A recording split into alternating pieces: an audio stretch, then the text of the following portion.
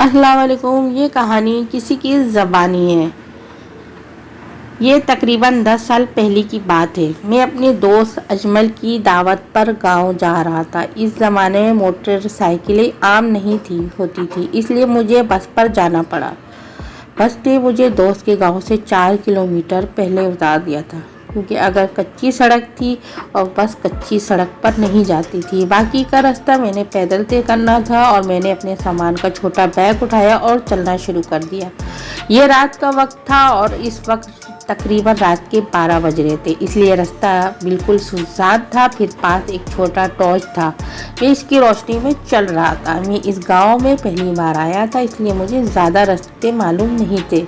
मैं बस अजमल के बताए हुए रास्ते पर चल रहा था। मुझे चलते चलते 5 मिनट से ज़्यादा हो चुके थे, जब अचानक मुझे कहीं से ढोल की आवाज़ बजने की आई।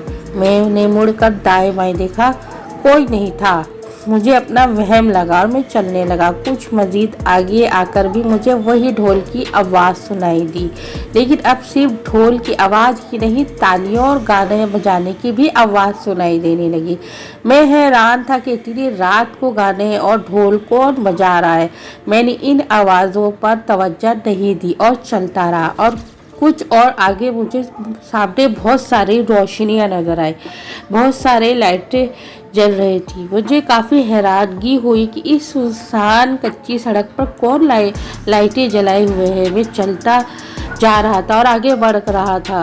कुछ मज़ीद आगे आकर मुझे वहाँ काफ़ी लोग भी नज़र आए जो तालियां और ढोल बजा रहे थे। फौरी तौर पर मुझे यही समझ आया कि किसकी शादी है, लेकिन इतनी रात को इतने सारे दरख्तों के दरमियान किसकी शादी थी। चूँकि वो रास्ते पर खड़े थे, इसलिए मुझे इनके पास से गुजरना था। इनके पास जाकर मैंने इनको सलाम किया। उन्होंने मुस्कुराते हुए मेरे सलाम का जवाब दिया।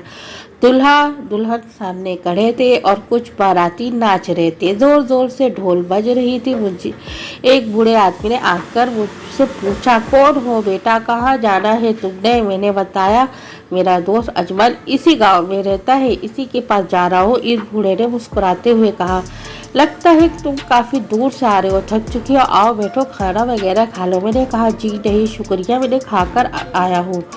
लेकिन फिर दुल्हन आगे बढ़ी। उसने मेरा हाथ पकड़ कर कहा, चले भाई खाना खा ले, क्यों नखरे कर रहे हैं? मैं इस दुल्हन के यूँ हाथ पकड़ने पर हैरान था। फिर उन्होंने मुझे फर्श पर पड़ी कालीन पर बिठा दिया और कुछ लोग मेरे लिए खाना ले आए। मुझे भूख तो इतनी नहीं थी, लेकिन खाना देखकर मुझे काफ़ी भूख महसूस हुई। खाने में उन्होंने बहुत कुछ दिया और मैं खाने लगा। वो सब लोग नाच रहे थे, गा रहे थे और मैं कालीन पर बैठा खाना खा रहा था। हर तरफ बड़े बड़े दरख्त थे। मैंने जल्दी खाना ख़त्म किया और सबसे इजाज़त लेकर रवाना हुआ। अभी थोड़े ही आगे आया था कि मुझे ऐसा महसूस हुआ जैसे कोई मेरे पीछे आ रहा है। मैंने पीछे मुड़ कर देखा तो हैरान रह गया। वो वही दुल्हन थी जिसकी शादी थी। वो मेरे पीछे तेज़ी से चली आ रही थी। मैंने रुक कर इसको देखा। मेरे पास पहुंचकर वो दुल्हन बोली, आप कहाँ जा रहे हैं? मैंने कहा, मैं अपने दोस्त के घर जा रहा हूँ। बोली, मुझे अपने साथ ले चलो, मैं ये शादी नहीं करना चाहती। घर वाले ज़बरदस्ती मेरी शादी कर रहे हैं। मैं इसकी बात सुनकर हैरान रह गया और मैंने तहम्मुल से कहा, मैं आपको अपने साथ कैसे ले जा सकता हूँ? मेरी बात सुनकर वो मेरा हाथ पकड़ लिया। मैं अपना हाथ छुड़ाने की कोशिश की। वो जिद कर रही थी, मुझे अपने साथ ले चलो। मैं इस सिचुएशन से हैरान हो गया। समझ नहीं आया कि मैं क्या करूं। इतने में इस दुल्हन की कुछ रिश्तेदार वहां आकर ज़बरदस्ती उस दुल्हन को पकड़कर वहां से ले गए। वो दुल्हन रोती रही, चीखती रही, लेकिन मैं इसकी कुछ मदद ना कर सका। फिर मैं जल्दी गांव की तरफ रवाना हुआ। इसके बाद वो दुल्हन मुझे नज़र ना आई। मैं तेज़ी से चलता जा रहा था। अब सिर्फ 1 किलोमीटर बाकी था।